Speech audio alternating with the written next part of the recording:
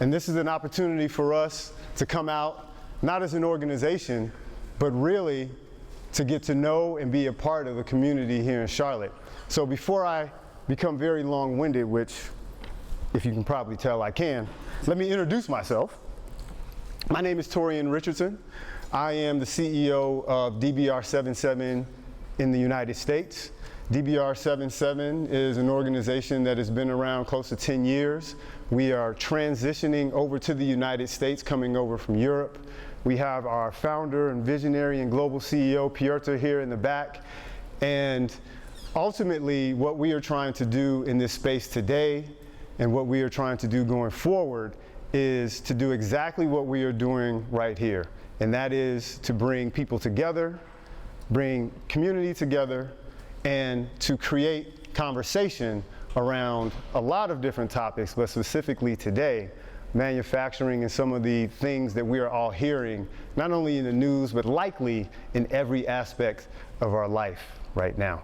So that being said, as we move forward, I want to make sure that I follow the proper protocol, and I want to introduce our guest. So first, as we start, we would not be here today if it weren't for many people in this room, but certainly the person that I am about to introduce. She's with the mayor's office, global traveler, near and dear to my heart, Miss Alexis Gordon.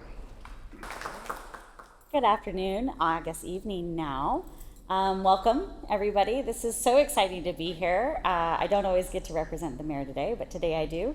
I always wear multiple hats, so economic development and the mayor's office and council. So I am very excited to be here because this one, I get to use multiple hats. Because of these international roots, I get to use my chief of protocol side. I get to use my business attraction side, as it's a new company. I get to represent our elected officials who are always happy to see how growth is happening. But I also get to do my favorite part of what I do, and that's connecting. This is such a wonderful way to show the connections that we have in Charlotte. To have a company bring such innovation, but not just bring their own innovation, not just come and do the usual, hey, we're here, we're hiring, a ribbon cutting and a hello, but more of that idea and a vision of, we think Charlotte is a great place to be a hub for this, for something new, to advance manufacturing even further than advanced manufacturing already is. This is how we stay competitive. This is how we grow. This is how we bring innovation. And it's wonderful to find out when I was told that you guys would be calling the portal home, because I have seen many foreign companies come here and start and grow very quickly because of the perfect kind of partnership that comes with partnering with UNC Charlotte. Because it's not just the space. A lot of people will call and ask me about, is there some kind of co-working space for me? We're gonna start small, we're gonna grow. And I'm like, there's something better. When you come to Portal, you have that partnership piece with an R1 school. And being able to have access to the students, the professors, the innovation that is happening on this campus and the partners, that is what makes Charlotte different. That is what can help grow innovation. And so we're super excited to have this new innovation forum that will be here, being able to be a summit, being able to be a place where people can bring ideas. And it's great because it shows all those partnerships. But what's more is it's not just about this campus alone. It's inviting others from CPCC, it's inviting others from manufacturing, it's inviting others from the city, it's inviting others from the other counties. Looking at the people who will be using this technology, looking at the innovators who are coming up with the technology, bringing all this together as a center in Charlotte will really help us grow quickly. And that's what we want to see. We really want to see you guys do well and grow quickly, but that can only happen with folks like you. And I love the idea that this is just the first, this is the inaugural, and I love when something's inaugural because that means it's going to be at least annual, if not more often than that. So now I'm putting them on the spot about that. They got to keep it going. But I can't wait to listen to the panelists tonight. I can't wait for even more networking afterwards, because we all know Charlotte doesn't leave when things are done. We all hang out and talk. And I think that's where we get most of our business done in this city, is the talking and the connections that we make with each other in the room. So thank you for being our host, but also thank you for all of you for being here tonight to learn what is the future of AI in manufacturing. What is the future of manufacturing? Because that is also the future of Charlotte. So thank you guys so very much. So next, Greg Needham, who we see here, is another person who has been extremely impactful in our decision, how we have landed here in Charlotte, and really helping the transition of DBR77 to the Charlotte area. So there's a lot that I can actually say about Greg, but I'm sure that you all know the type of impact that he's had here. And as we move forward, he will have a further impact in being able to help guide us and open up networks, not only for us, but for everyone in this room as we start to expand the ecosystem. And so with that, I would like to invite Greg Needham to come up with remarks. Thank you, Greg.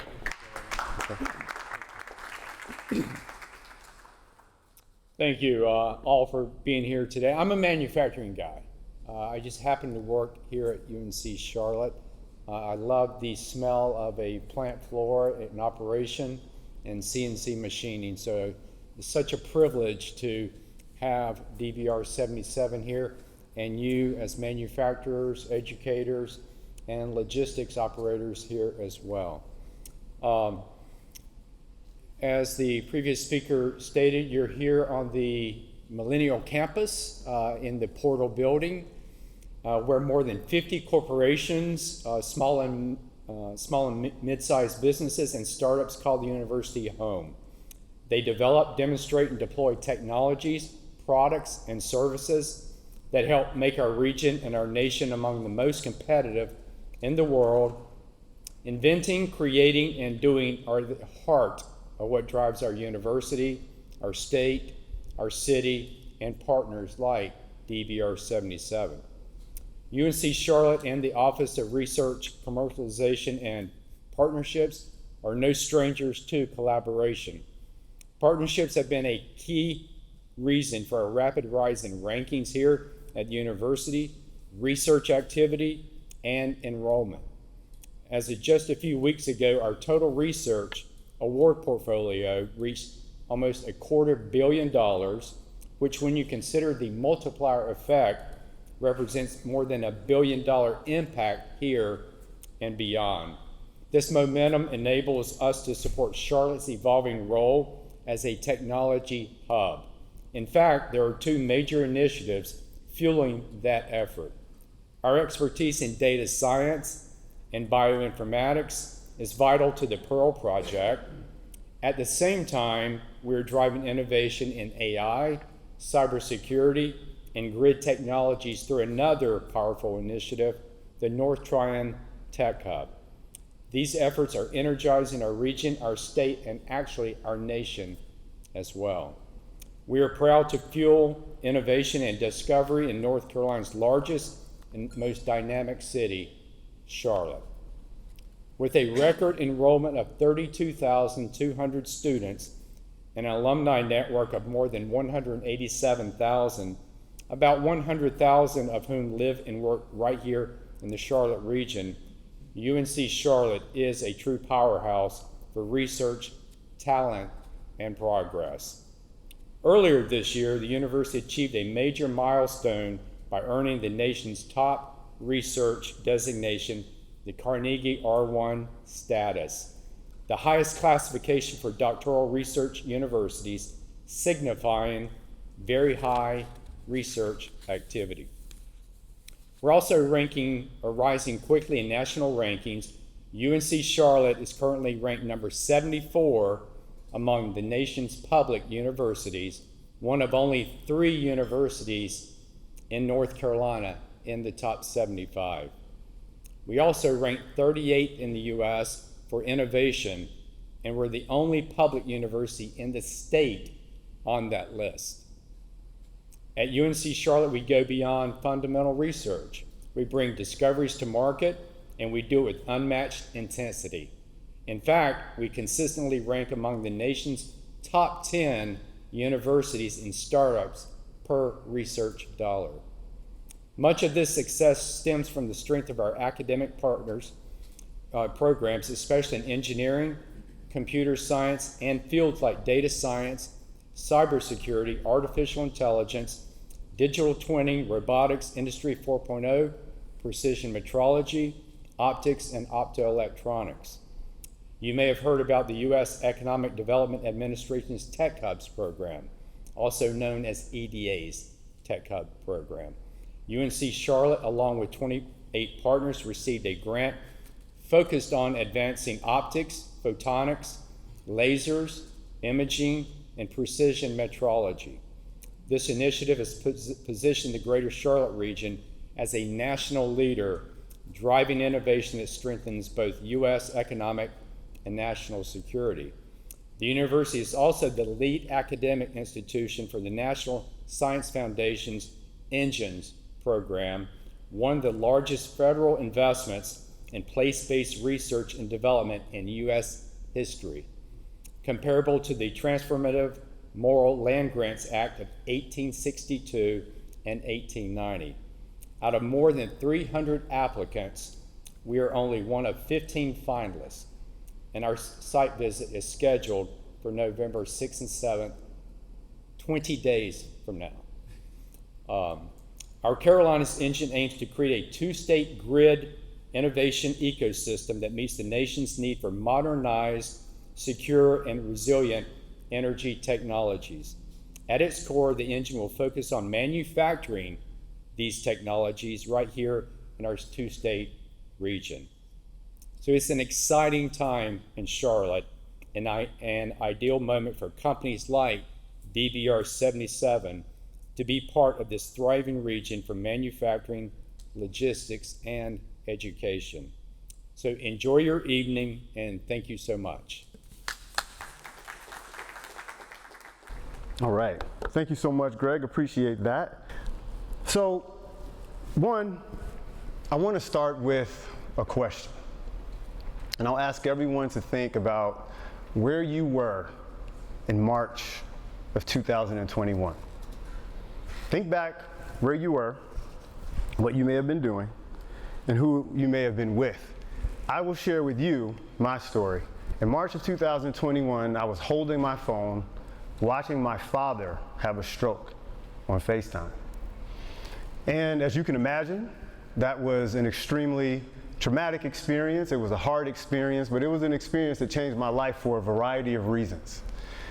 It changed my life because, one, I became a full-time caregiver in the middle of my career. Many of you may be able to identify with that or maybe have walked through that yourself, but this story is not necessarily about me and being a caregiver. The story is about how I was at a crossroads with my own health. And being a caregiver, working through my career, and also doing the things that it took to actually be good to myself started to take a toll on me. So I went to the doctor and I said, hey, I'm not feeling well. Of course, they did the test that they would normally do. And as you can imagine, high blood pressure, high cholesterol, high blood sugar, sleep apnea test. I was on the cusp of all of these different points. And so, what did I do? Well, I did what I normally would do, is I thought I would work harder. So I started to watch what I ate. Then I started to work out more. I tried to get better sleep. And then I went back to the doctor, and my numbers didn't change. And he said, I think it's time for you to go on medication. And so I was at a crossroads at that point. It's very much an inflection point for me. And the reason was, I didn't want to necessarily go on medication, but I wanted the opportunity to try to be able to heal myself. I wanted some agency in that process. So I said, give me 6 months to try to fix this. And I went on this huge search. Finally landed, looked on YouTube. I have a YouTube PhD for all of you all who have real PhDs. And, but seriously, and I found this item called the continuous glucose monitor, CGM. Many of you all may be familiar with it in the audience. In fact, I actually have one in my pocket. Looks like this. And essentially what this device does is I open it up here, and there's this sensor that sticks into my arm. And the sensor actually reads my blood sugar and takes a reading every minute. Now you may be asking, Torian, what does that have to do with manufacturing? What are you talking about? Well, the connection is what this device was able to do for me was give me real-time data as to where my blood sugar was, which is actually part of the root cause of metabolic disease, which leads to all of the things that I had mentioned that was happening with me. So at that crossroads, I had to make a point to really tap into my agency and really start to look into all of the data that was being fed to me about my own body. So let's tie this to the conversation that we actually have in manufacturing. Robotics in the United States is growing. And if we start to look at what's happening here in comparison to our peers, if you will, globally, we start to see that there's a gap. Just like there was a gap in my health. Because here you see to the bottom left, when I first started wearing the continuous glucose monitor, the type of information and data that I was able to see. Every time I ate something, I could see how it impacted me. If I did not sleep, I could see how it impacted me. But the great thing about this is that it gave me agency. It gave me the ability to get real-time data, but also to take real-time action. So we went from 281 blood sugar to a normal blood sugar of 70, even while eating still staying within range. And all of that came from my ability to actually monitor real time what was happening with my own personal system. And so the direct correlation and how we're going to talk about this and how I choose to introduce where we are is in three ways. One, yes, we will talk about how that fits into manufacturing. Two, obviously I want to bring that back to my own journey and how real-time data helped me. But the most important part of this conversation is for everyone that is sitting in this room to understand that as leaders, as researchers, as educators, as professionals, that we have agency in the conversation that is happening right now when it comes to AI and manufacturing. And so let's tie it to what's happening in the actual numbers. It is also at a crossroads right now, because what's happening is, as the world is automating faster, America is adapting not in line with the rest of the world. We're at a crossroads. We are at a crossroads. Now this isn't doom and gloom, right? But we have to be candid about where we are. And if we look at things, and we don't want to demonize one particular place or country, so let's use Asia. In Asia, you have 73% of manufacturing that is integrating some level of automation, measurement, and or robotics in manufacturing. In the United States, currently we are at 7%. So this is where the numbers actually sit. So what does this mean for us? It's a big opportunity, right? But if we tie that back to me and the correlation that I was able to make is, being at this crossroads, one of the things that I really want to be able to do is to be able to just be aware of what's happening. That's what the CGM was able to do for me. It gave me a sense of awareness real time, so I can make real-time adjustments in my health. So if we think about just in Japan right now, currently in Japan, we see a 40% increase in output when there is integration of some level of measurement and automation and production. So 40%, and we think about how that compounds year over year and the trajectory and the speed in which things are going, that continues to add a little bit of urgency to us in the United States as far as what we want to do and what we're able to do. So as leaders, we're taking it back to the agency that we have. One of the things that I learned in my own health journey was not only did I want to be or did I have to be aware of what was happening, but that measurement piece was a catalyst that actually opened up agency for me to make real-time change. And so we tie this to what this actually looks like from a factory standpoint, right? In the United States, we're kind of utilizing what we would call data islands, silos, if you will, at 28%, where in Japan, we're looking at ecosystems that are being built, right? Where there's the ability to come together and there's knowledge sharing that is actually happening when it comes to manufacturing and robotics.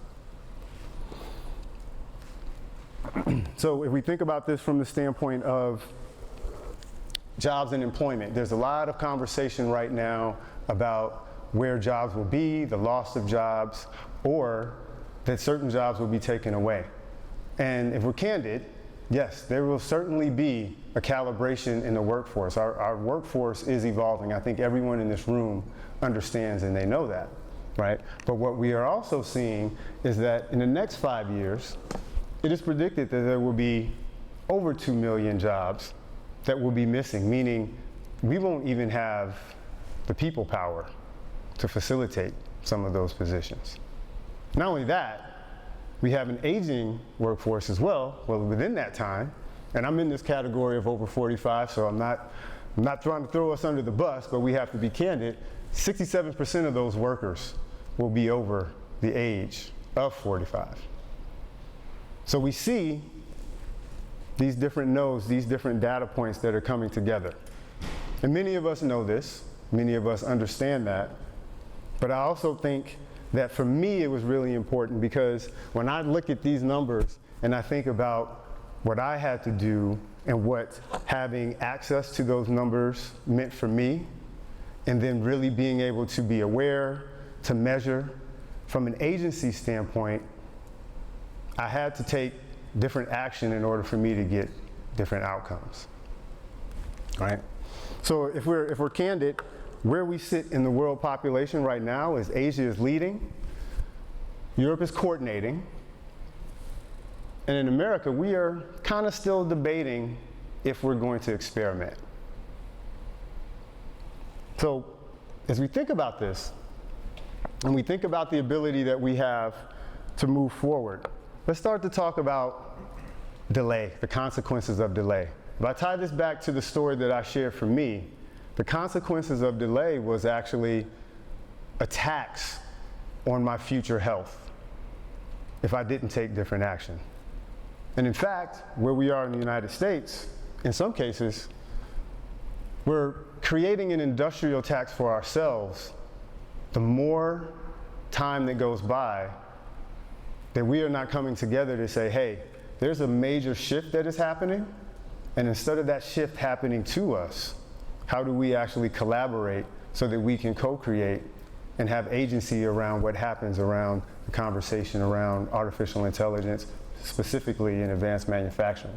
Here, what we see is a data or a statistic that shows that 700,000 new robots by 2026, which I believe is about 2.5 months from now, right, will be implemented throughout the world. Now, the great thing, or the interesting thing about this number is, of that 700,000, a fraction will be here in the United States. The majority of them will be implemented in Asia, okay? So, we're pivoting. The world is pivoting, we're moving. This is a wonderful opportunity, depending on how we look at it, right? But candidly, it is predicted that 70% of all manufacturing will have some level of automation within the next 4 years at this point, right? So it's a great opportunity for us as leaders, as researchers, policymakers, to really think about the agency that we have and what that means for us, because these types of changes and things that are actually coming, or here, should I say, actually start with the laws that we have and how we look at the opportunities that are ahead of us. Because this truly is an opportunity, and I'm going to tell us why, because this is super exciting. Let's talk about the Carolinas, the community that you all are welcoming us into. 850,000 workers that are currently working in the field. Expertise, knowledge, institutional knowledge, right? $160 billion GDP and over 16,000 factories. So if we think about that, that becomes the baseline, the foundation for opportunity to build upon. We have all the raw materials that it takes. It's one of the reasons why DBR77 decided that this is the place where we wanted to be and be a part of this community. We make it a little bit more granular right here in the great state of North Carolina, right? #1 manufacturing state in the United States, $15 billion investment in 2024. So not only do we have this strong foundation here in the Carolinas, but we also have the fuel and the wherewithal to drive those things forward. Our friends to the south, South Carolina, 350,000 trained workers, large organizations that are already building out, and we also have Tier 1 and Tier 2 manufacturing organizations that help to support them, right? So that ecosystem, the community that we are all a part of, or you all are a part of and welcoming us into, exists as we are starting to move forward and really have the opportunity to look at the opportunity to drive change in the future. So if we think about what is coming forward and really what's happening right now, we're moving into a society and a time where it's the people that will actually teach machines into the next revolution. I like to say evolution, sometimes we say revolution, but evolution to me embodies that spirit of agency that we're talking about in this room. And so with that agency, one of the things that, a tool that we have to offer and that's new for us that we're able to use, something that we would call a digital twin factory. The ability to actually go in and talk about and utilize some of the things that I mentioned in my own journey, because just like with my own health, a lot of it started with just measurement, understanding where I was real time, and the ability to actually optimize that. I was able to optimize that because in real time, I could see what was happening with my health when it came to eating, when it came to sleeping, or not sleeping, and or exercising. So that whole loop that we see there was something that I had to learn in my own crossroads, and I'm asking us as leaders in this room to actually consider as well. With the measurement piece, the ability to be able to optimize that, as well as learning and that whole feedback loop that actually exists in the process of measurement. So again, from an opportunity standpoint, intelligent automation is going to do much more than we're talking about right now, and even what we're hearing about in the news. Yes, there will be a calibration, and there is a calibration in our workforce, but candidly, by 2035, intelligent automation is actually creating more jobs, jobs that we haven't even heard about, thought about, or considered. So this is the prime opportunity for what we are doing right here in this room, where we're exchanging ideas, talking about some of the challenges that we have, whether it be in the lab, on our factory floors, in the research that we're doing, on the teams that we are actually leading, so that we can come together and be a part of this creation process. Now, as we talk about what the new tools are, many of you all have heard some of these terms, and we have a few other speakers and those way smarter than I am who are going to dig into what all of these things mean in a few seconds. But with digital twins, with AI models, and real-time data, the underpinning of all of this still is the human insight that drives and controls what's happening. And this is where, from an agency standpoint, we really have the opportunity to chime in, connect, and ultimately take action in the direction that we would like to go. So for us, as you all are welcoming us into the Charlotte community. We have things that we would like to offer and contribute to that community. We will dig into that a little bit more. One would be IRIS. This is our plant operating system. You will hear a lot more about that and get a chance to see what that is, what it means, and some of the problems that it can help alleviate, as well as a digital marketplace. A marketplace that takes manufacturing, connects it with integration in one central place. But ultimately, being able to do so in a way that is aligned to the direction that the world is going through chat, ease of use, simple engagement. And so the factories of tomorrow, yes, they will be different, and ultimately, they will think before they move. But one of the things that we have to keep in mind is that thinking is underpinned by human experience. It's underpinned by the power, the people, and the plants that already exist that actually create these systems. So that means that that agency starts with the conversations that we are having here in this room and the teams that you all lead outside of this room. So I offer this as an initial way to engage. We're gonna dig a lot deeper into these topics, but I wanted to offer a overarching, more personal, human experience, because my crossroads into, hey, you know what, I really need to jump into my own personal data. I need to understand real time in order to make real change. That is really the fuel that helped to empower agency for me. And so I'm asking that as you all engage and as you listen, as you ask questions during the panel today, that you think about the real story is to discover the data so that we can actually be able to shape the future together and address those challenges in a way that is collaborative and in a way that is best for those organizations that are here in Charlotte and Mecklenburg County. So with that,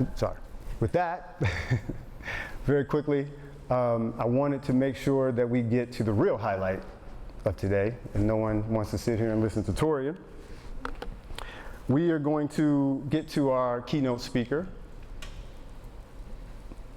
I can't see where our keynote speaker may be. Aha, okay, all right.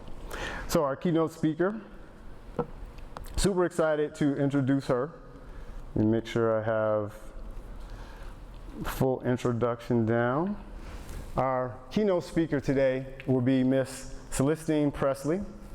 She is an expert in delivering impactful insights and strategic guidance in C-suite and senior IT leaders on future trends and innovative solutions.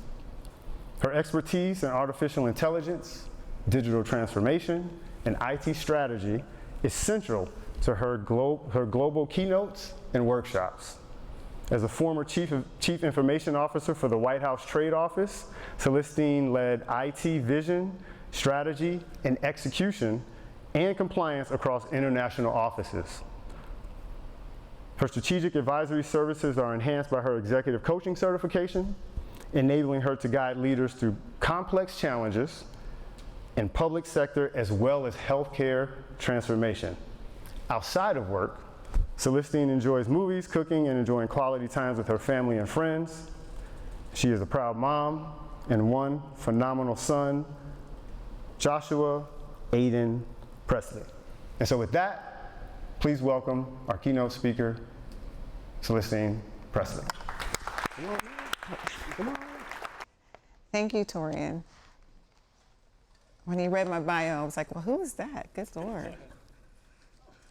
Webinars. And, you know, you just kind of live and work and opportunities, doors open and you walk through them. You don't really think about it until someone sums it up in a concise way and you're like, boy. But that should tell you I'm not young. Good afternoon, everyone. My name is Celestine Pressley, and I am delighted to be here this afternoon to share my thoughts and insights on leveraging AI and robotics in manufacturing. Special thanks to the leadership team of DBR77 for inviting me to be your keynote speaker.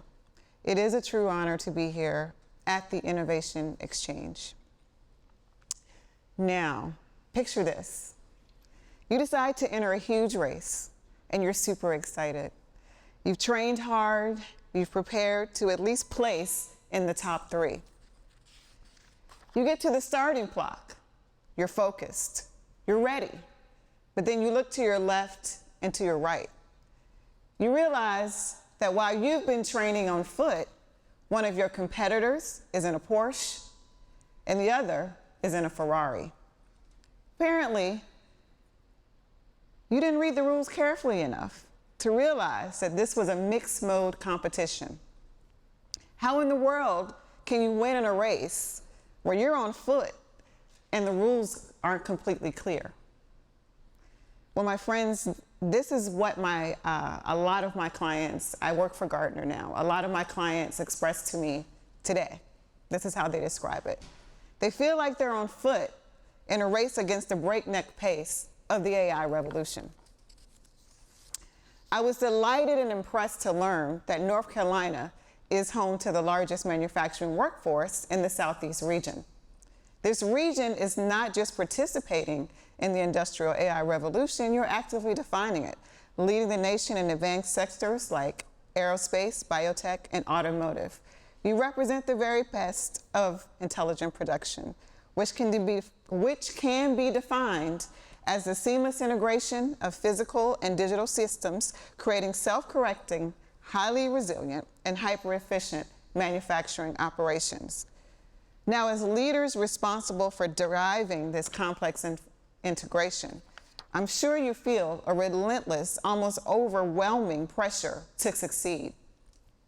Why? Because you are all living in the AI race. But you have to ask yourselves this very important question. Are you running the right race?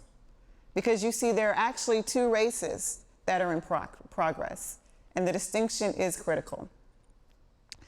The first race is actually the AI vendor race. In this race, tech vendors are continually innovating and flooding the market with AI-enabled technologies. For example, are you aware that a new offering with embedded AI is released every 2.5 days? But please note, this is not your race. The second race is the AI outcome race. Now, this is your race. And this race and your goal is to outpace your competition by delivering measurable outcomes safely and at scale. The AI outcome race demands you deliver on 3 fronts: business outcomes, like improved productivity and new business models; technology outcomes, data protection and governance; and finally, behavioral outcomes, managing your employee impact.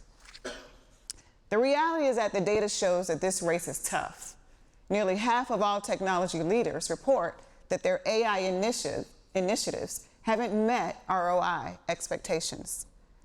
This is where you can find yourselves feeling the pressure of inflated expectations while simultaneously dealing with the trough of disillusionment. The challenge is clear. How do you translate the hype of AI and robotics into tangible, measurable gains in performance, workforce development, and long-term competitiveness? The answer is a disciplined strategy. Success is not about the volume of models you can deploy, but the pace and value you deliver to your core business. Over the next few minutes, I will share 3 critical pillars necessary to move from frantic experimentation to a consistent economic advantage, and the 3 outcomes I encourage you to use and leverage to achieve in your race. Now let's start where every manufacturer lives and breathes: measurable performance. In order to maximize your return on investment, consider looking beyond the hype and focus on applying a strategic framework for AI-driven return on investment. Many look at AI as an expensive experiment. But let's reframe that and start treating it as a strategic investment. This requires a fundamental shift in how you define what a return on investment actually is. How do you do that? First, stop measuring AI success by the number of models you deploy. That's an IT metric, not a business metric. We need to focus on metrics that truly move the needle. This means prioritizing projects that directly impact your operational equipment effectiveness, first pass yield, or scrap reduction. Every single AI initiative must be tied to a concise enterprise-level strategic priority, whether it's reducing energy consumption or accelerating throughput on a specific line. If you can't define the impact on your operational effectiveness, it is difficult to justify funding the project. A critical starting point is prioritizing high value and low complexity projects.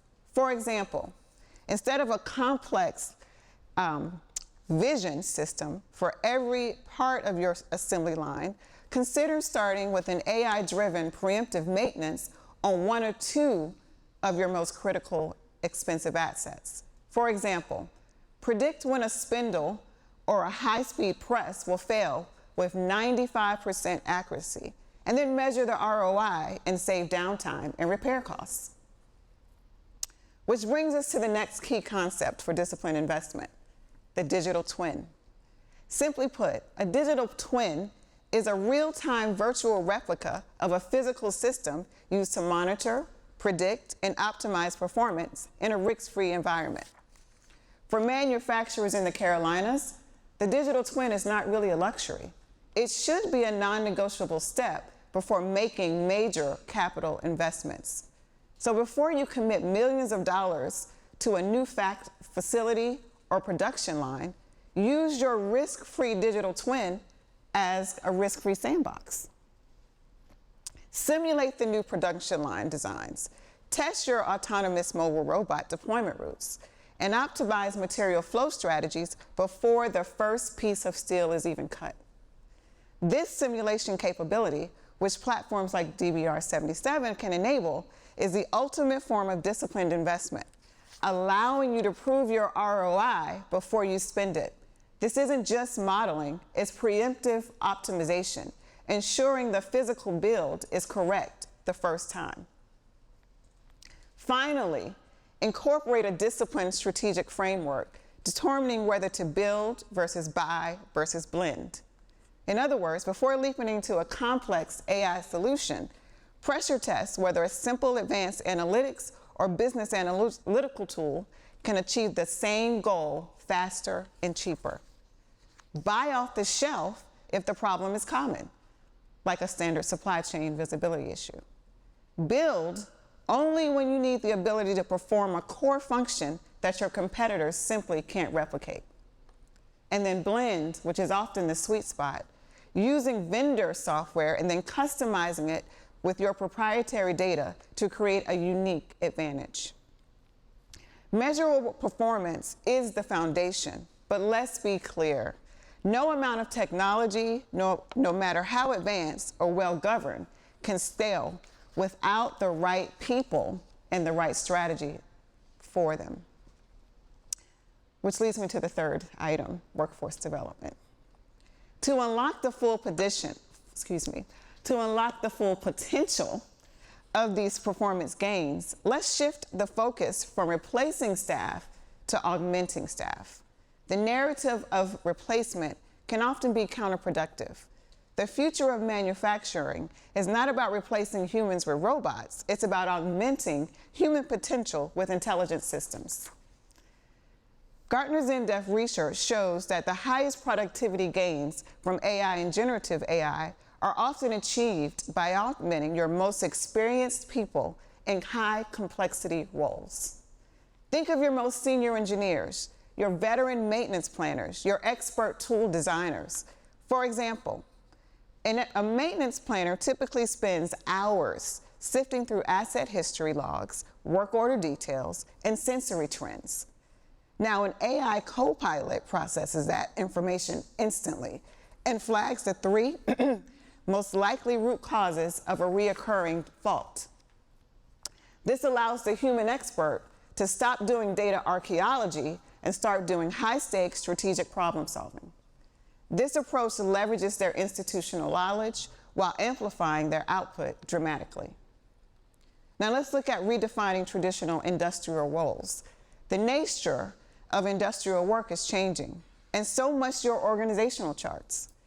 Effective leaders I work with implement a systematic shift in job roles, moving from people with repetitive, manual labor to high-value positions like robot supervision, data curation, or an AI governance specialist. Consider training your more process-savvy employees. To be clear, I am referring to those employees who understand how the line really works, on how to use that low-code, no-code platforms to build simple automation and AI tools. This decentralization of innovation places the power of the technology directly in the hands of the people who know the problems the best. Finally, treat change management as a core component, not as a human resource afterthought. The biggest barrier to adoption is the fear of the unknown. You should invest in robust AI literacy programs across the organization. Employees need to understand the capabilities as well as the limitations of the new systems. By fostering this understanding, you move the workforce from resistance to partnership, ensuring rapid and successful technology adoption. Make sure the training is hands-on, showing them how AI supports their daily work, not how it takes over their daily work. With performance defined and workforce enabled, the final pillar is securing a long-term competitive advantage. The competitive advantage today isn't just about cost, it's about resilience, velocity, and trust. AI and robotics are the tools that can help secure all three. Let's talk about resilience first. As we know, we live in an age of constant disruption. I think the only thing that is constant is the disruption. In order to gain that competitive edge while becoming shock-proof, moving beyond reactive logistics is a valuable next step. How do you do that? Leverage AI and machine learning to build a comprehensive digital supply chain twin. What is that? This twin is an intelligent, real-time model that factors in geopolitical risk, material availability, dynamic production bottlenecks, and even regional factors impacting the Carolinas, like major weather events or logistics slowdowns at the Port of Charleston. It enables predictive, preemptive strategic shifts, allowing Carolina manufacturers to withstand global shocks and pivot supply chains faster than their competitors. This is your ultimate competitive advantage, the ability to keep running when everyone else is stalled. Now, how do we increase our velocity for innovation? By allowing AI to become an active creative partner in research and development. Polyfunctional robots and generative AI can dramatically accelerate your new product introduction cycles. Instead of weeks of manual design iterations, AI can instantly analyze your manufacturing feasibility and redesign production layouts based on human constraints, shrinking your time to market and allowing you to seize new opportunities. The speed at which you can conceptualize, test, and manufacture new products is the most reliable predictor of long-term market leadership. Finally, the most successful adopters of AI understand that scaling requires trust. You'll want to establish robust AI trust, risk, security management, also known as AI TRISM. Governance from day one. Transparency, clarity, and data security are really non-negotiable. This includes continuous monitoring to watch out for things like model drift, which is where an AI system gradually loses accuracy as real-world operating conditions change.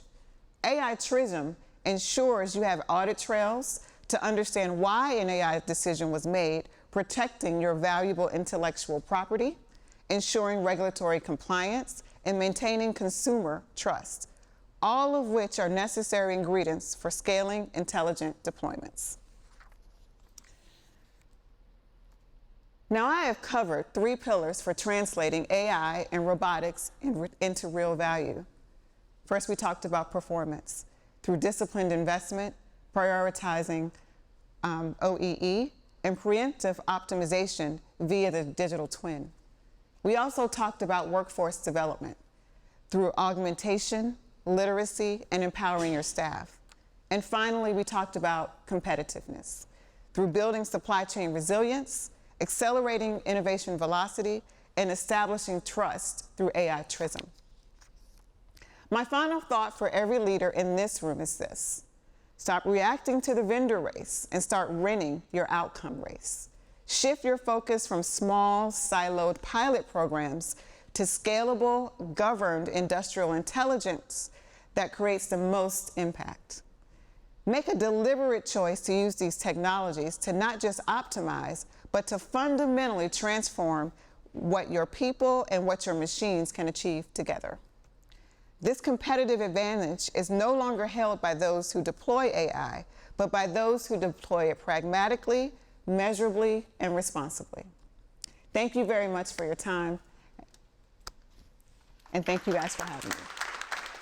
Have any questions? We have about 10 minutes for a little bit of Q&A. Any questions or thoughts for a keynote speaker?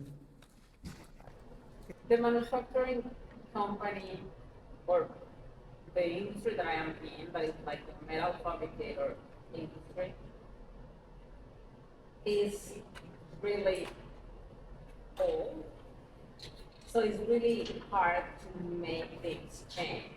And it's more difficult with something like AI. So how can you approach that management to make them believe that this is like the future? I would say one of the things, and I don't know if I mentioned this, but I work for Gartner, and we are strategic advisory. And so what you're saying is common. People are resistant to change. There is the fear of the unknown, which is why I spoke on it. But the biggest factor to start is literacy. And understanding, and really that strategy is key, because you have to do an internal self-assessment. Are you trying to, especially when it comes to AI, because you can attack it from different fronts. So are you trying to change how you manage your operations? Are you trying to become more efficient internally? Or are you trying to enhance the customer experience? So once you distinguish those things, if you're trying to do some things internally, what does that look like? What use cases do you want to use? And that's why I also mentioned really low, simple projects to start to help build that trust while you're giving literacy programs, while you're assuring everyone that this will not take over your job. And so, you know, I've had one client that actually brought in a third-party change management. All they did was help prepare people to change. And it actually worked. And so if you have senior leadership's buy-in, that's part of that process, because again, people, I mean, that's just human nature. Nobody wants to change. Thank you. Do we have another question? Yeah, so regarding data gathering, I think it's also pretty common in the manufacturing industry that all the data gathering is usually handled in a pretty old way. A lot of data is not gathered, a lot of it's not digitalized, et cetera, et cetera. So I would like, I'd like a lot of your comment on, you know, if your problem is very standard, then you can just publish out tools. If it's very specific to your industry, then you build it out yourself, et cetera. Do you have some similar advice when it comes to data gathering, and what type of data, or like what processes should we think? Yeah. I'm smiling because I started in data, And it's almost like a twitch when I think about it, because it's such a huge challenge, especially when you have bad data, garbage in, garbage out. So you have to clean up the data. You have to create a great data set. And so that's the painful process. Again, you can third party that out. That could be a part of what you hire in to clean the data, but with the caveat that no one knows the data better than you guys. So you're going to have to take that step to clean it up, especially when you modernize. I guarantee you there are some issues there, but that will affect, especially if you would invest in, a really robust AI system using your data as a large language model. Your output is not going to be what you need it to be until you clean up that data set. And so one of the things that we also offer or suggest or for consideration, because we don't offer tools, we give advice, is synthetic data. So that's a consideration. The benefit of synthetic data is it solves that kind of problem, but it also, as we like to say, creates the world as you would like it to be, not as it is, because there is bias in some data sets. What is synthetic? Can you define synthetic? Synthetic data is data that's created, manufactured based on, whatever your subject matter is. So there are companies out there that would create synthetic data sets for you. All good. To build on your question, when it comes to communicating about AI strategies and programs, it feels like I often encounter drift of the meaning of AI, where suddenly anytime someone puts something in an Excel spreadsheet, it's AI. Right. What's a non-offensive way or some language that you found useful to explain, like, when we're actually talking about more advanced stuff and when, I'm technical, so I'm an equipment design director. We do stuff on the robotic stuff, we do things in our business case. How do you help guide the language in those conversations on that's not really AI or that is AI without offending your senior leadership? So I was going to ask who you're talking to. So this is senior leadership. I mean, it's everyone. Is there, okay.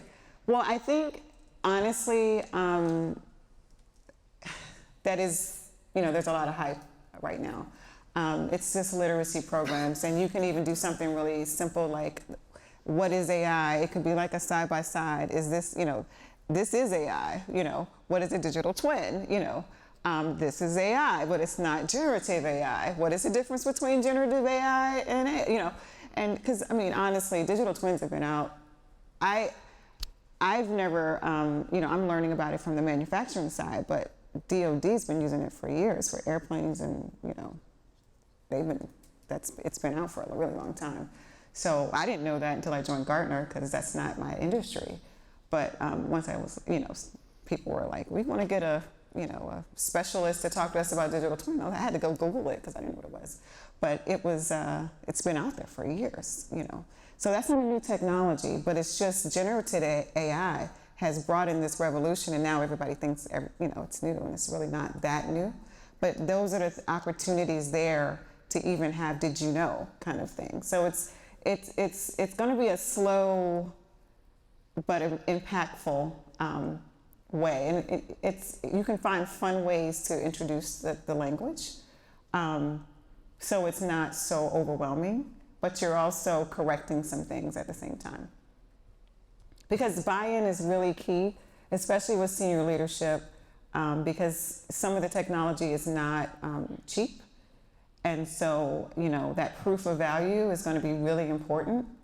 And it's just, how do you quantify that? I think that's where a lot of the clients that I have now, it's those metrics. People are, CEOs are all in, but a year or two in, they're like, okay, so why do we do this? And what are we getting out of it? And and the other thing, that I like to highlight is that a lot of the companies, especially the first 3 to 4 years ago of when all of this revolution started, they were kind of in R&D while they were selling.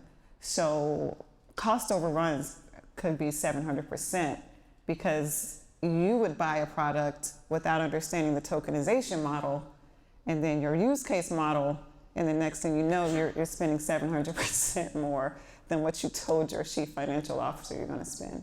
So all of those things surrounds literacy and buy-in. So. Is there a good way to assess the literacy of your audience or your organization?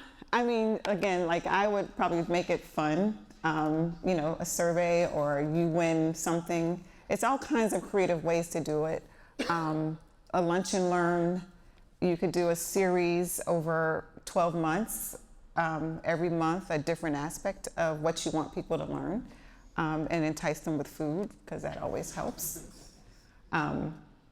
Before you know it, you're at a different, space, depending on what your end goal is. So you have to really define what your North Star is. What's your end goal? Of course, it's literacy, but why do you want them to know?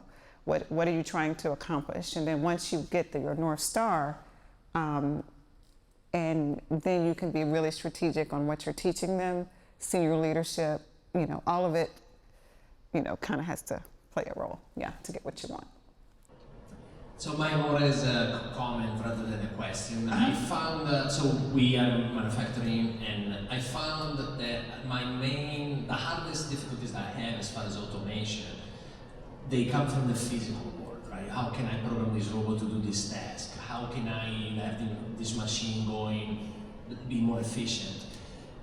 And when I try to use AI to solve those issues, I generally don't get to the finish line because the physical challenge is bigger than, I guess, the digital one. And where I can use the digital tool, it addresses such a small portion of the challenge because, again, the biggest portion is the physical aspect of it. So, again, I don't know what question to ask you about that, but have you had experiences like this, and is this something common to other manufacturers also that it's experienced? So I just want to make sure I understood the question. You're saying that digitally you figure out what the solution should be, but then when you try to implement it physically, it's not working? No, I have a physical problem that I try to address digitally, and that doesn't work. Okay. And the problems that I could address digitally, they tend not to be the highest priority. You said start with the low-hanging fruit, right?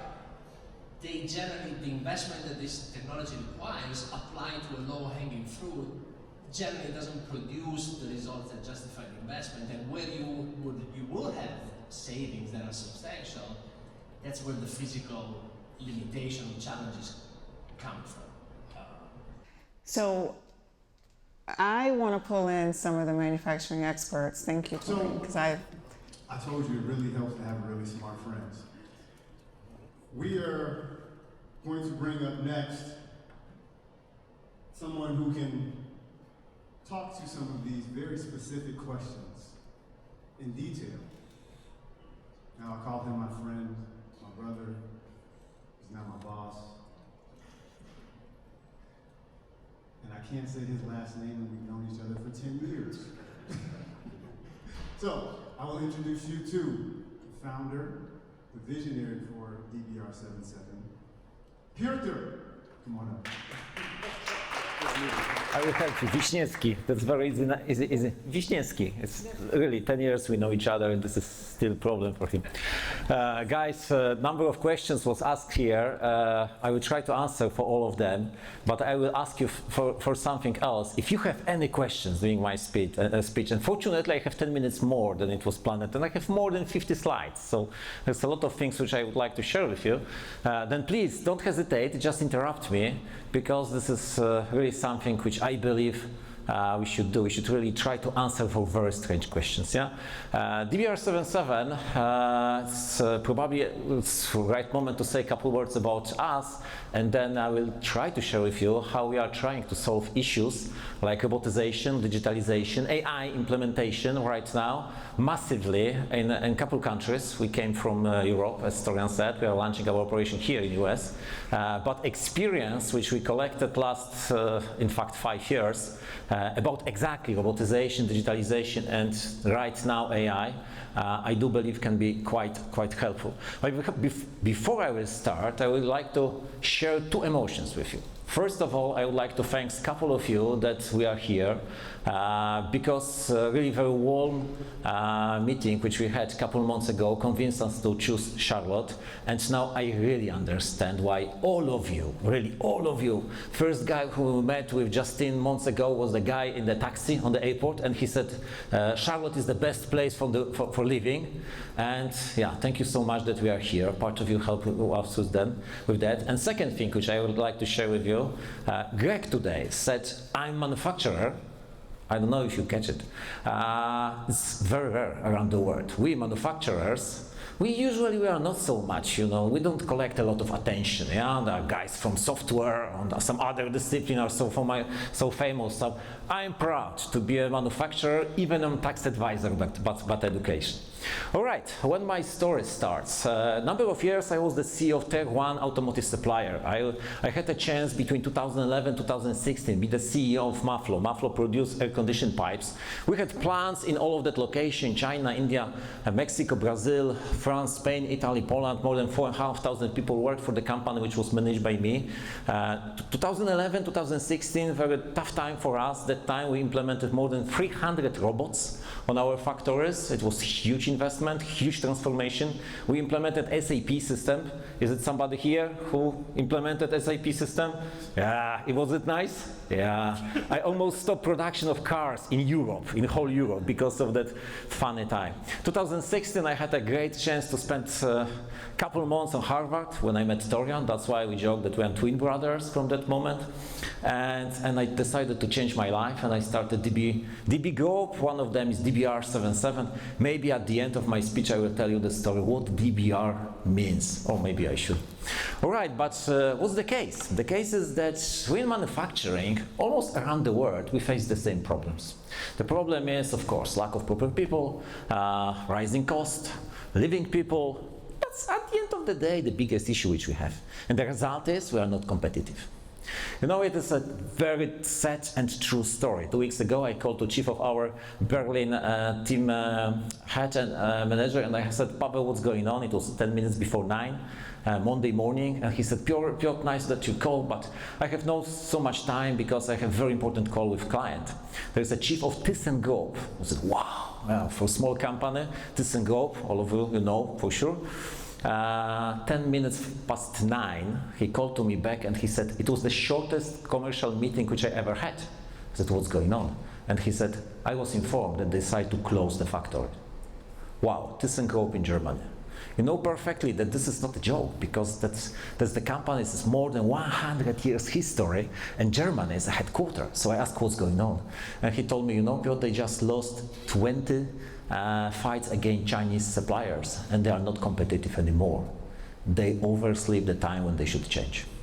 And this is absolutely the moment when we are right now, yeah, because Torian was very gentle. By the way, we will share with you the report as was promised. So after that call tomorrow morning, we'll share with you a report, and that report about the current place when US market is about robotization is not funny. It's absolutely not funny, and absolutely the same story we have in Europe, yeah? This is no difference. This is true that every second robot is sold in China right now, and 74% of robots are sold in Asia.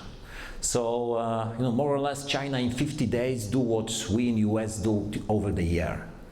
The way we are, yeah. So unfortunately, they are running much quicker than we do, and yeah, we're in the crossroad. But we can probably agree that absolutely every manufacturer has that kind of issues.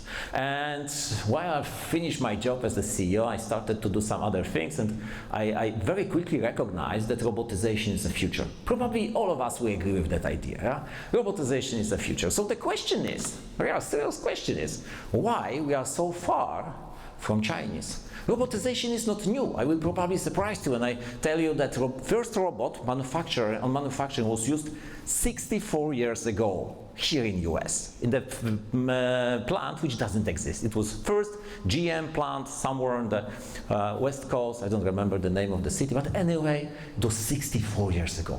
So we are excited about new technology. This is not at all new. So the question is why we don't use robot massively.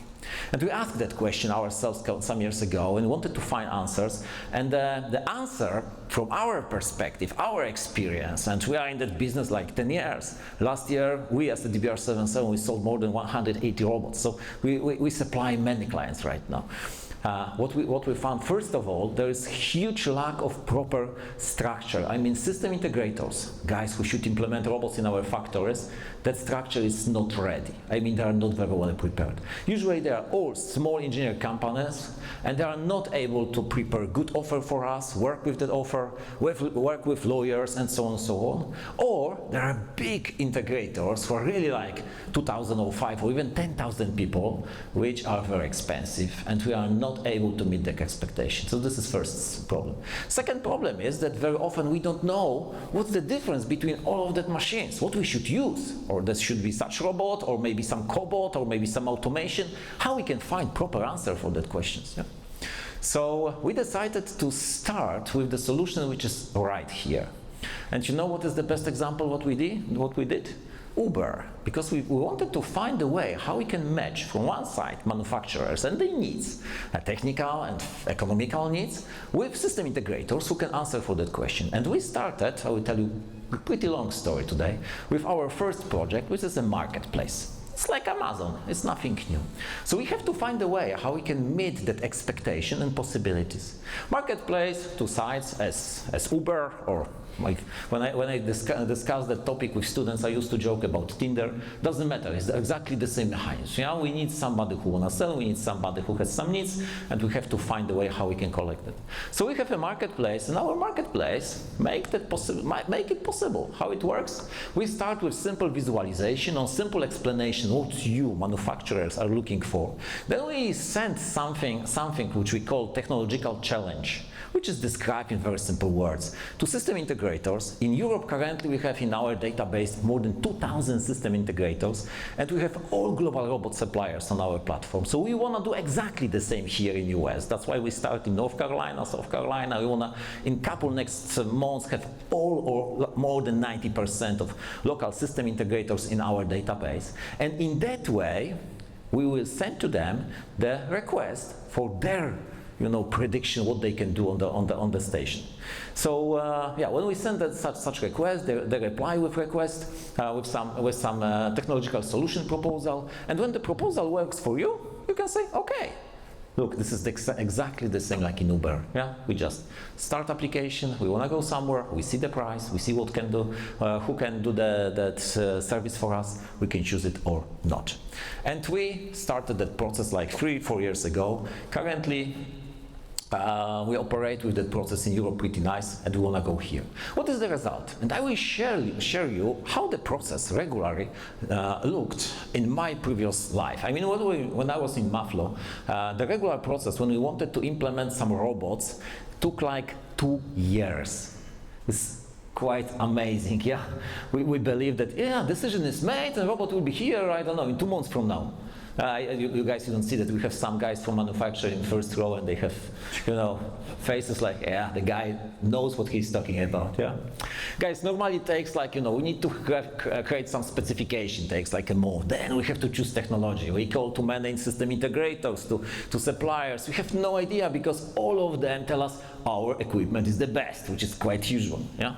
Then we have to make a decision, calculations. Calculation is not always easy, yeah, because how to precisely calculate which solution will be really good solution for us. What will be the ROI, real ROI? Then we have to do contracting, but every single supplier has a different way how they want to contract. Every single system integrator has his tricks, how he want to earn more money in that contract. Yeah? Life looks like that probably everywhere. Then implementation, real implementation, can take like 6 months, and then there is optimization, because almost never when we launch the new solution, when we launch the new robot station, it works very well. So what we can do in our solution? Look, first of all, in the old style, it was like two-dimension static piece of paper. Probably all of you know that in CAD, for example, it can take like a week to make such simple design. We have 3D Studio. I will tell you a little bit more about our digital twin. Then we can make a first concept of the line within hours. Even minutes, if you wanna use somebody who is really good at that, yeah? And this is first of all 3D, so we can see how in the three-dimension world it will work. And the second thing is this is dynamic, which is crucial, yeah? Because very often, you know, when you point something on the paper, it looks pretty nice, then you forgot that there is a space which is needed, there is a additional warehouse, that people have to work somebody, and so on and so forth. Yeah? Very often I have cases that clients is fully ready for investment until he see that he is not. When he see in 3D and dynamic version, it doesn't work very well.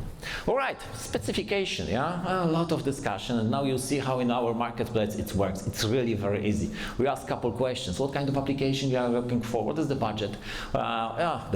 Depends of the application. We have a couple more questions. Yeah, so for example, if this is pick and place, we ask you what kind of detail. If this is welding, what kind of material, and so on and so on. Couple simple questions. We collect enough knowledge to share that knowledge with system integrators. They will not ask us questions. I don't want to say stupid questions, but very often they are stupid questions. We take a lot of time, and time is money.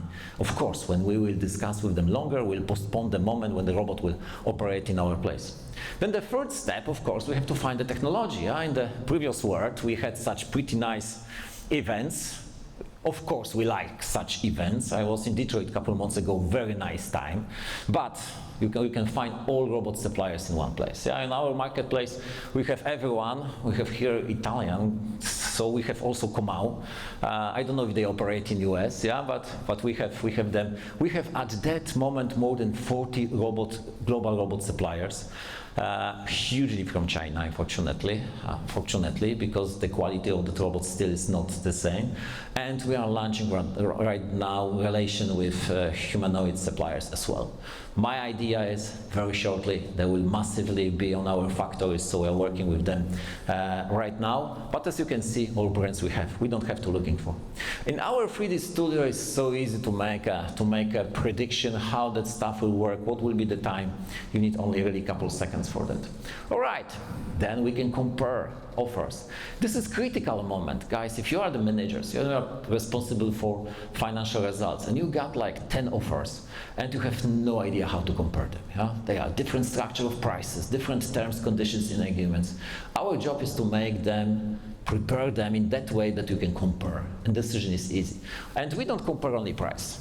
We compare at least 15 positions. Yeah, what will be the service, what will be the cost, and the watch time, and so on and so on. So when the decision is done, or maybe almost done, we can help our managers decide. Okay, so the question: who has problem with a decision which should be done by manager, because he was not convinced fully that something should be done? I can guess that many of us, yeah. So we have something like, as you can see here, like VR and AR technology. On the left you see Nina and VR. She can go into the plant, see how it operates, how the line will look. It costs completely nothing, and we can visualize how it works. On the right side you can see AR technology. On the tablet you can go to the line, you can place virtually how the machine will look like in that place. You can imagine that immediately there's enough space and it will work well. So decision is made. Now it's time for signing contract. It's not so much technology. Short list of our partners. You can see here that we have almost all global players right now, with Siemens, Beckhoff, Baluf, of course, Fanuc and others. Actually, Fanuc was our first partner. So having such long list of partners, I can guarantee you that we have access to, first of all, the best technology, but also the cheapest technology, the fastest technology. It doesn't matter what you are looking for, you can find it in our place. And this is very important, because this is not the case that we should always think about the most advanced and expensive solution. When we speak about Chinese, how is it possible that they grow so fast? Because they make decisions really very quickly. Of course, they don't care about safety. That's another stuff. Yeah, they don't think so much about the machines after 20 years. because they want to earn money right now. Yeah? And that's why they collect knowledge and they act so quickly. And yeah, after that we can make optimization. And about that I will tell you a little bit more. In the old world, I'm sure you know the VSM value stream mapping, as you know that methodology. Very old-fashioned, very good, but old-fashioned. It was very good when we had very stable processes. So for example, Monday morning we start production and until Friday it works without any changes. It's almost, I can ask you, nobody has such life like now.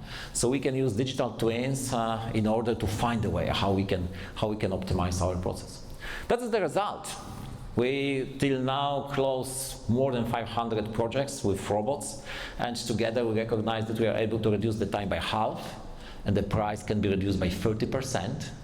If you ask me if system integrators love us, not so much. Yeah, but we can deliver to our clients, to manufacturers, really proper solution, much cheaper and much faster.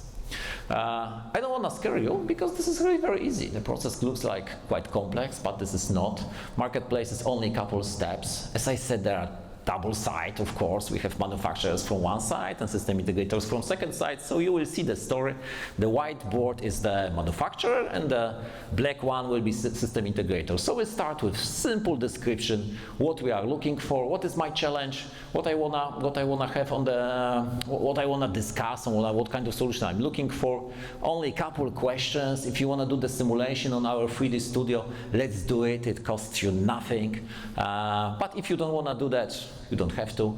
Part of our clients thinks about that. Part of our clients, they don't want to spend time for any kind of simulations. Honestly, I believe that simulation is quite good solution because we can avoid many mistakes. I had that story as a CEO. I remember I had to invest more than €1 million to change the flow of material on my plant because I didn't think about proper preparation before we did it. Then the system integrator sees such challenge. He will reply for the challenge. Of course, our job is to find many system integrators who will reply for you. We want to deliver at least 5-7 solutions that you can choose between them. Quite often it's like that we want to sell robots and some smart system integrator can find some automatization solution, and this is much cheaper, much faster, much better. That's also perfect. Then even a manufacturer sees such solutions. You can revise them, you can choose a couple of them, and then the system integrator will sell the offer to you. And once again, you know, when you can compare, like Amazon, when you can compare the same stuff from many places, price is always the lowest possible price. Yeah? And this is exactly what we want to do. We want to bring to you, first of all, good technological solution. Second of all, find a way how they can fight for the good price for you. And then we can reduce the price by 30%, and you perfectly know that, you know, it's much better to go to the boss with the solution which time ROE will be not 5 years but 3.5. This is the difference which we can find here. And finally, when the manufacturer has the offer, he can agree for the offer, and we have deal. When the deal is done, regularly we move to the agreement, and we are with our clients until the end of the process. Our job is to deliver solution, and very transparently we take 5% from the system integrators for the cash which he got on the bank account. You will not pay him until you are happy, until everything works according to the expectations, contract, and final solution. Yeah? So we are really happy when machines are running and robots are there. Time for questions. No? Okay. But it was our first step. What we recognized very quickly, that so many clients came to us, hey, we want to have robots, but they are not ready for robots. That's the problem. That's very often we believe that robots or AI will solve our issues, our challenges. It doesn't work when the machines are not ready, when people are not ready, when the process has very low efficiency.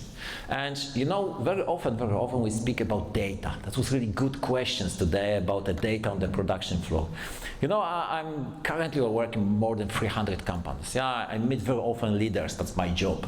I'm not working with machines on the floor. It's my team. I'm working with leaders. And very often, first meeting, I got the information. Piotr, that's such question. Piotr, what we can do? We have so much data, and we cannot make some decisions. Okay, tell me what kind of data you have. And you know what is the result of that survey? That very often we collect only those data which are important for us in order to do accounting. We don't work so much with efficiency. We don't know why machines are stopped. We don't know why we don't produce the right material, right product. We don't know why people are on the machines, and so on and so forth. So we are focused so much on overall equipment efficiency. I know that for many of you this is probably every single day topic, but if yes, please, this is time for a short nap, like 2 minutes. If not, I will very briefly tell you what's going on here. This is the only one metric which really counts when we speak about the efficiency on the plant. Overall equipment efficiency. This is all time, means 365 days, all days we have doing the year. But of course, very often we decide we don't work on weekends, we have some bank holidays, some other free days, so this is like schedule loss. We decide that days, anyway, we will lose. So for example, when we work 2 shifts a day, so we have 10 days per week, we have regularly 21 shifts a week, so it means that we decide that we will not working 11 shifts, means that more than 50%. Yeah, so it will be all time, will be somewhere like here.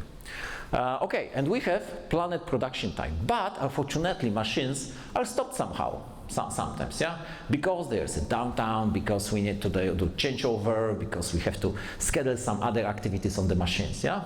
This is availability loss.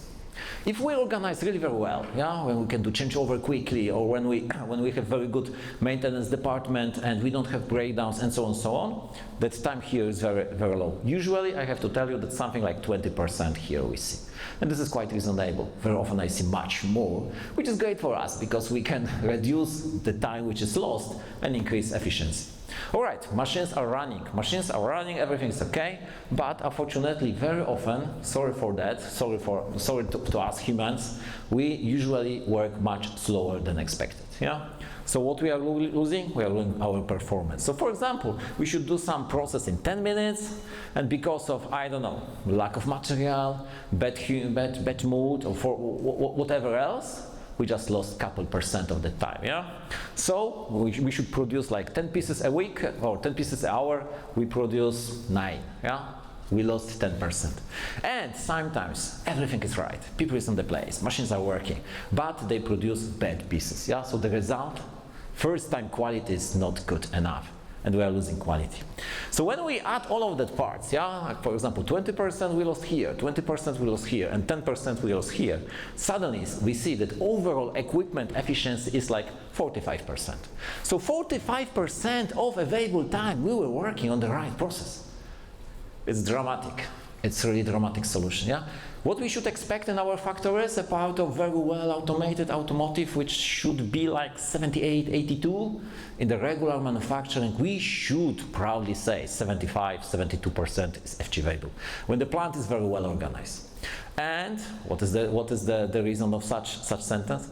Guys, if we want to put robots on the factory floor, and our efficiency is like 40%, it means that 60% of the time robots will wait for us, for humans. It's really no sense to put robot there.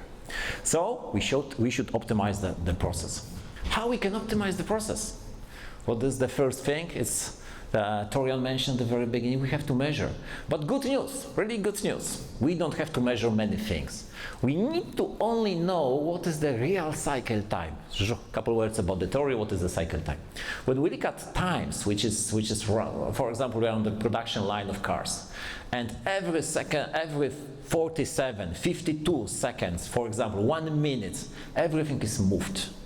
This is a takt time. So really the same piece of time will see move. This is a takt time. But also, if this is done automatically, this is a cycle time. So every single the same piece of time, we have another process. But when we look at the processes which are more manual, this is almost never like that, yeah? Because people can do the job in their own speed. So we need to know what is the cycle time, how they operate. When we know the cycle time, when we can get the simple peak, yeah? So for example, when you see the operator do the same thing, every 2 minutes he should work with, I don't know, pair of shoes, for example. Yeah? I cannot imagine that anywhere in North Carolina work with shoes, yeah? So this is a good example.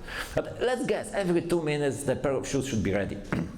And we got such signal that every 2 minutes is done. First of all, what we know? We know that machine is working because we got signals, or until this is a true signal. Then we know what is his performance rate, because we can compare the signals with theoretical time. If that guy or girl do the shoes every 3 minutes, it means, and plan was for 2 minutes, that he is losing or she is losing like 33% here on the space. The only issue is that cycle time tells us absolutely nothing about the quality. We have to find that information differently. So look, we need only one sensor per machine to know what is the cycle time, and based on that, the cost is like $50. We can have proper information about the quality, about cycle time. Of course, in that way, we have no clue what was the reason why machine was stopped. Yeah, we have to find answer for that questions.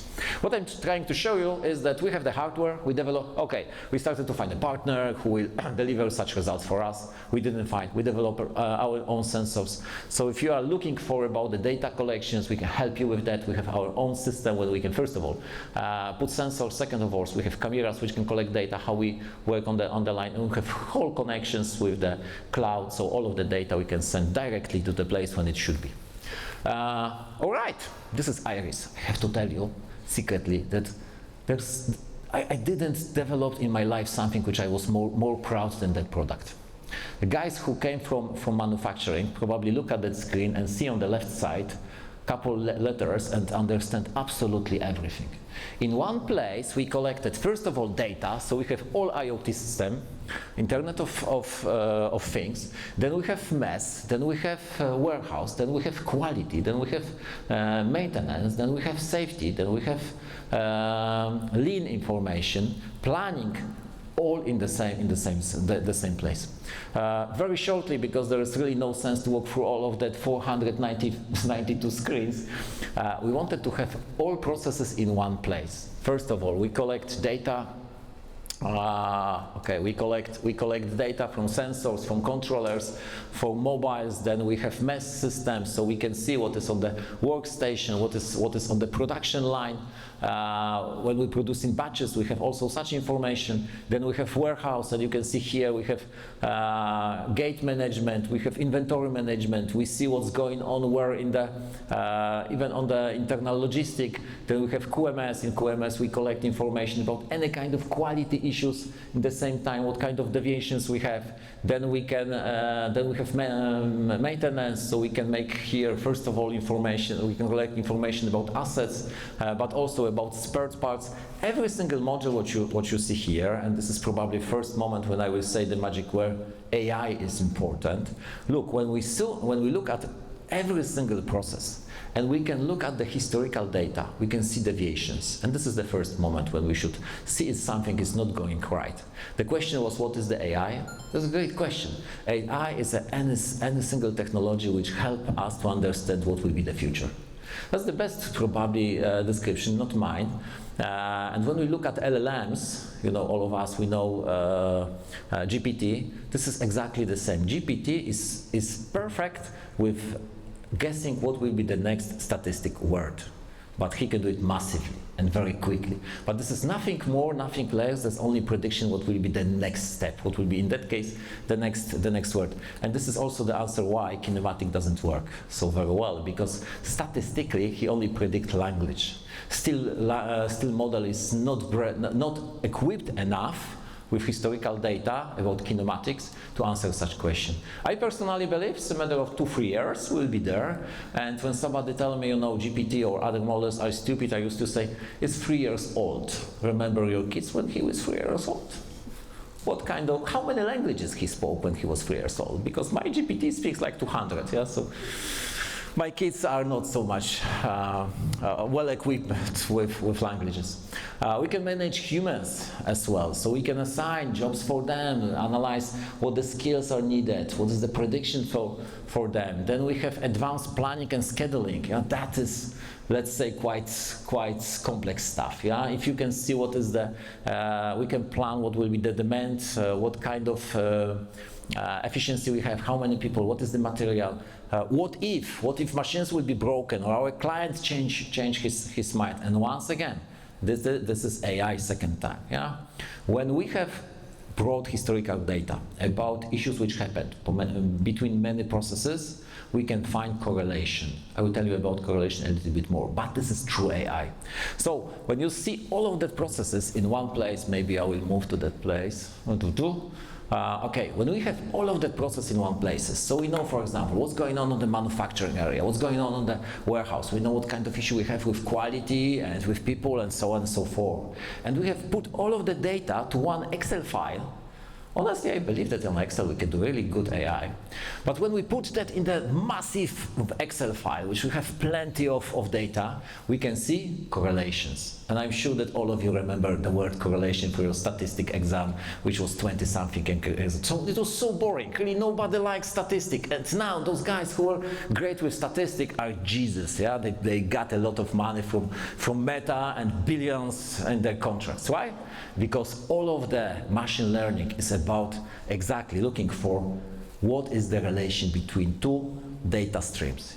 So why we are able to collect all of the data streams in one place, we can make a lot of comparisons, and we can see that, for example, in the, sorry, this is in Polish, then in the probability like 92%, if case of such action, that machine will be stopped, for example, like that.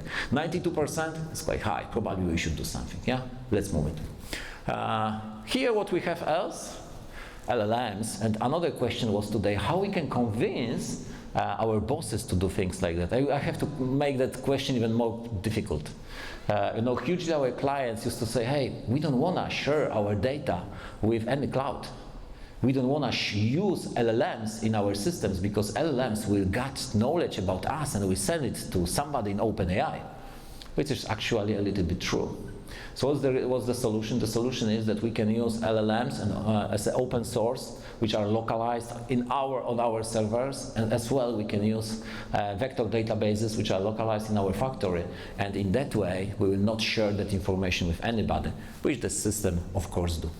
Okay, I promised you digital twin. This is the moment for that. If somebody is interested about how to create the factory in digital twin in a couple of minutes, I really invite you during reception time to the computer. I will show you. But before that, the question: who played the game The Sims? Honestly, The Sims. Smiles. Not everyone's brave enough. I don't believe that all of you who play The Sims just raise the hand. It was COVID time. I saw my 11 years old younger daughter playing Sims. I look at this and say, wow, this is so smart. I want to have something like that, but for industry. And we have exactly the Sims. It means that we have like more than 1,000 3D models of people, machines, robots, everything which is on the factory floor. You just can simply take them like in the Sims from the shelf, place on the floor, just explain how the process looks, and we can make all simulation and analyze any kind of deviations. Yeah, this is really very important. What you see right now on the screen, of course, part of you know this is value stream map, which is generated by digital twin. And if you move machines, if you change anything in the order, if you change anything, I don't know, in the organization, the plant, you have different results. So this is so easy right now to see what will be the result. And of course, another AI is here. This is so easy. When we have all graphics, when we have all data, put all of them to the LLMs and ask, hey, what we can do better? And now we can speak with that guy, and that guy can tell us, hey, you can move that machines. Hey, you can do something differently. Is it perfectly organized right now? No. We are going with that solution. It's like a half year old, but the discussion became more and more intense, and really part of our clients can find pretty good insights. So yeah, I walked through almost all kind of AIs which we currently have, and that's the only last one. It's really good to have somebody who can look at all of that, see at the data, look at our specific knowledge, look at our product and process and all of the historical stuff and say, hey, what we can do better. So we just implemented such assistant, advisor, and manager. So there are simple LLMs which look at all of the stuff which we have here and can advise us, can say, hey, look, you know, previously when you had such problem with materials from the suppliers, you had such kind of issues. That's the first thing. Second thing is advisor. Our advisor works in that way that we are able to put data about, for example, documentation from your machines, and in case of any issue on the machine, engineer, before he will touch anything, he will discuss with LLM, with our AI, and he can find advices what he can do better. Why? Because LLM knows all of the documentation. Yeah. And the last part is manager, because manager is a tricky guy who see what we did not deliver on the time and can tell us, hey, listen, here's a backlog, and your client will be quite pissed. Today was a question about synthetic data. Well, I told you that I will answer all questions. Yeah. So in fact, we have right now, and when I revise our competitors, I mean here mainly Siemens. They are very close with the technology. Our digital twin is very close to NVIDIA style. We try to make stochastic simulations. There are three main ways how we use AI right now in the manufacturing area. You can believe me, I do a lot of study about it. First of all is of course machine learning. Machine learning, the correlations. So we look in our data in the past, our data from one process with other processes, compare them, find relations. We can be smarter. It's nothing else, nothing more like experience. When we have somebody who is working on a machine like 20 years and the guy knows that machine will stop soon. How he knows that? Because, last 20 years, these machines was stopped because of such reason many times. But what's the problem? The problem is, like Torian presented in his presentation, hugely, that people will be retired very soon. So we need to have some technology here. So this is machine learning, and right now, the calculation is that more or less 80% on the AI on the world is still machine learning. Then there are simulations and synthetic data. What is the synthetic data? When we can make simulations. Simulation means that we can see how the system, plant, will operate with some conditions. And when we can observe the real world, we have one observation per day. So for example, when you start with some process flow of the day, you have some list of orders, number of people and materials, and you will have some output once a day. You can check that once a day. But what if you can make the same number of assumptions and simulate the same day 10,000 times? And what if I tell you that we can do it in 10 minutes? We have 10,000 response. And then we have a lot of synthetic data. Based on that synthetic data, we can be much smarter. We can evaluate how we should organize our plant. And the last, for sure not least, is knowledge and interpretation. So when we have all of the data from the past, we have documentation. We can look at all of them. We can use LLM, which is right here because he will describe us. I don't want to say he will understand. There is no intelligence inside. Yeah. Even our slogan is industrial intelligence. This is not so much intelligent. Yeah. But there is a great knowledge inside. So when you look at all of that stuff, like production data, like strategic plans, robotic suppliers, optimization, all of the things which I described to you last 40 minutes, you can say, wow, how we can deal with that. Because all of that is a huge knowledge. It's a context. Have you ever heard about MCP? MCP, this is a new standard of communication. It means that this is concept within we can connect with the world with context and data. And I will show you right now something which I never showed anywhere before. The kit is almost ready. We will launch very soon something which looks like OpenAI, but the difference is that this is dedicated for manufacturing. So all of the data, all of that context, all of the history from your production floor, all of kind of robots which exist on the market, all deals which happen anywhere, we have in one place. It's a huge data, and you can chat about your company in very simple chat. And you don't have to understand all of that things. You don't have to revise all of that things. You can take pictures on your factory and ask our chat, hey, what I can do here? How I can organize it differently? You can do the same with ChatGPT, but it will be quite tough because the knowledge inside is quite poor. But here we have such experts like Lean Expert, which is trained by us. We have another expert, which is automatization, digitalization. We have database of almost all global robot suppliers with the current technology. And another thing, very important, is context of your factory, which we can connect here. So this is more or less our story, and I prepared for today, fortunately I don't have time, I also count on some questions, a business case on Hitachi. I love it because I love it today because of two things. First of all, it was our first client in Poland. We did with them a lot of stuff. So they used our digital twin. When they bought the factory in Poland from ABB, they wanted to change it. Exactly the guy who is responsible for digitalization of the plant find us and say, hey, I have a 3D model of new factory. I don't know if it works or not. We check it on digital twin. It didn't. Fortunately, we avoid mistakes. It works well. Right now, they have like 8 robots working, which was bought for our marketplace. We are working on the new projects on AI, and we are a very flagship story. And you know, second thing is that today here we have a guy from Hitachi. So I'm really happy that I can present such story first time in my life. I prepared business case, and I have representation from that company. All right, that's the last slide. I'm really very happy that we'll be here in Charlotte. I do believe we can be very helpful, and solutions which we currently bring here can be very useful for your production. I would like to say that automation and robotization is a third step.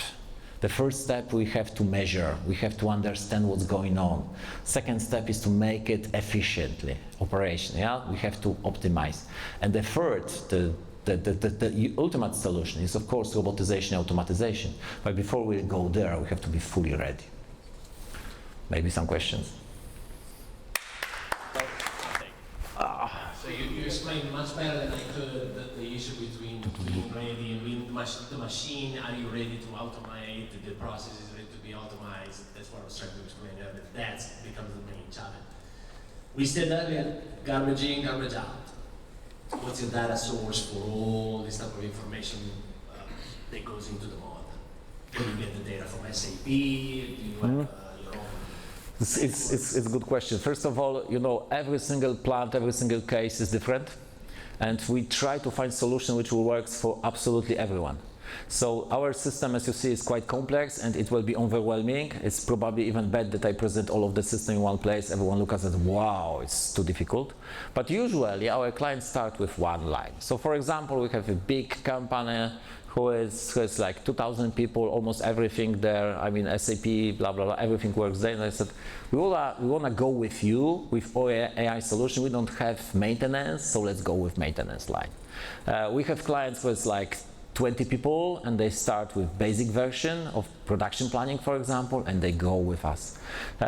So, of course, we try to collect those data who are important for any single process.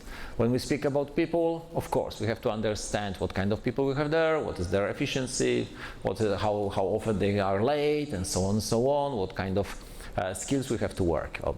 Usually, we try to work on the very basic stuff. My idea is, if we overcomplicate things, we never start. It was a really good question, how to start. And you know, we are DBR77, I'm crazy about AI. Half of our team is crazy about AI. So it means that when I revise YouTube is the best source of information. I'm also PhD. Yeah, but I'm really PhD. And when I see something which is 2 weeks old, I don't look at that, because the world is changing so quickly. And even in such situation, it was very tough for our organization to convince people to use technology. What we do, at the very beginning, we wanted to present, yeah, it's very nice. And one day I said, this is the end of discussion. Or you switch, or you thank you very much for your attention. Yeah, it's good to start with some proto. So usually when we start with the process, we try to convince client, hey, let's go with one line. Or some specific process, like quality or like maintenance. Maintenance is great because I can beat here with everyone that you don't have maintenance solution when you statistically calculate level of problems, when you collect data from sensors, you don't do. You can be sure that 60% of time which is lost on the machine is because of lack of proper maintenance. Second thing is lack of material. So when we solve only those two things, yeah, we will not have machine which is broken materials all the time. We can increase efficiency by 20%. You know, I'm able to sign with everyone contract that I will be not paid if we will not achieve 20% of efficiency increase, only of those two parameters. Yeah, More than 500 companies which we did till now. I didn't hear what you said. We're going to have to talk about that. Yeah, because PL in US belongs to that guy, so I shouldn't probably say like that. Yes. Thanks a lot for the presentation. I like a lot of the marketplace and everything that.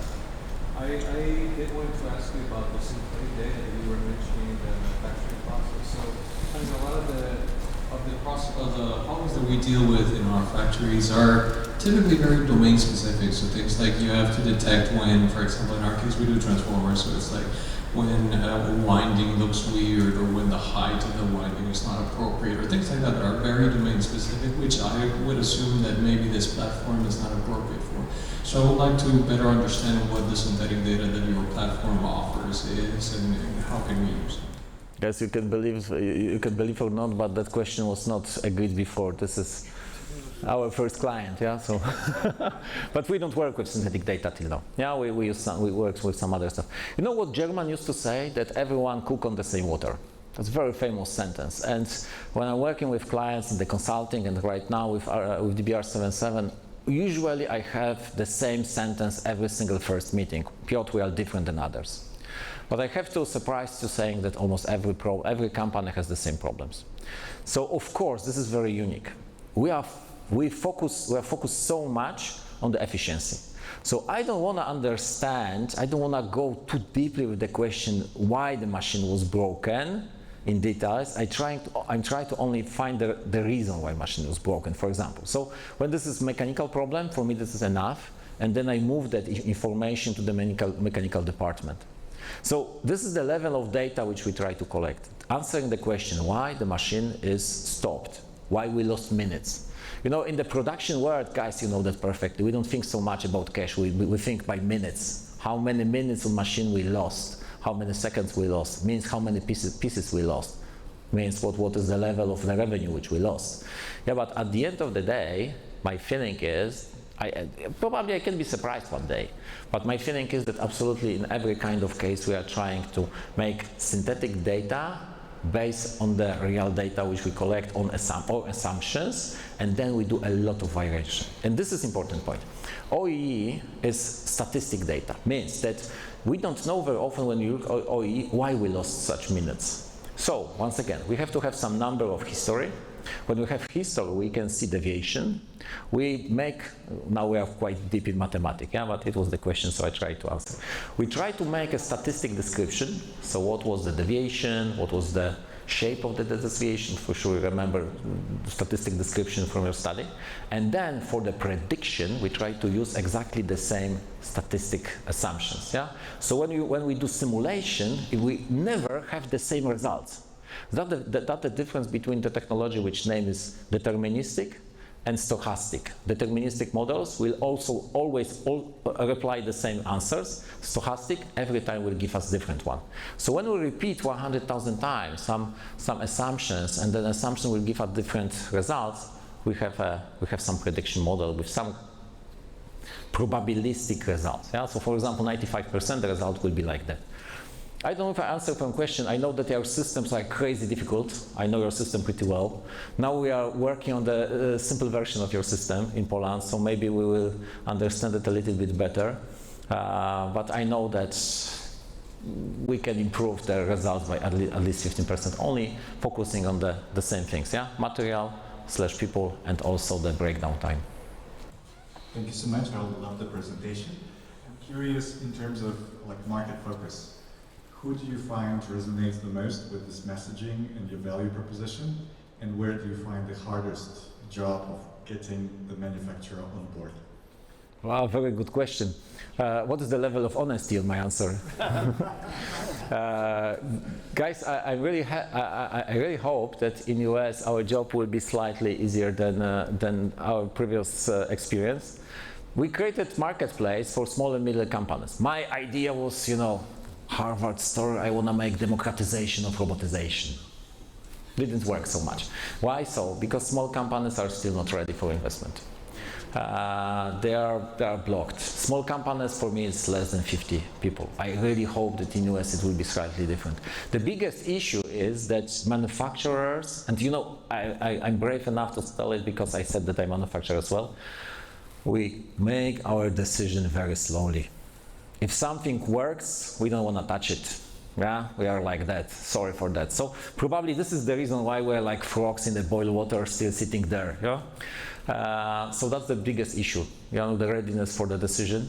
So finally, I see that it's much easier to work with big players. For example, with IKEA, it was very hard to start with first project. Now we are working really well with them because when they saw that there is a good solution, they use it. I thought that in Germany it would be easier than in Poland. No, the decision there, you know, this is really amazing. Yeah, we had such chat like somebody was working on our proposal 1.5 years, and finally he said, yeah, but you know, that's take a lot of time. We said, yeah, you can get all of the investment back in 7 months. You were thinking 1.5 years. So the solution will be for free right now.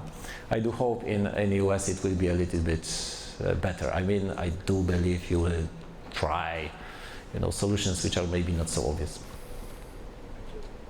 Guys, thank you so much. We have panel today, and I really hope it will be fantastic because we collected guests which are fantastic. Thank you very much that you are here, and I really hope if you feel something about our solution, our company, we have chance to chat today. Thank you so much.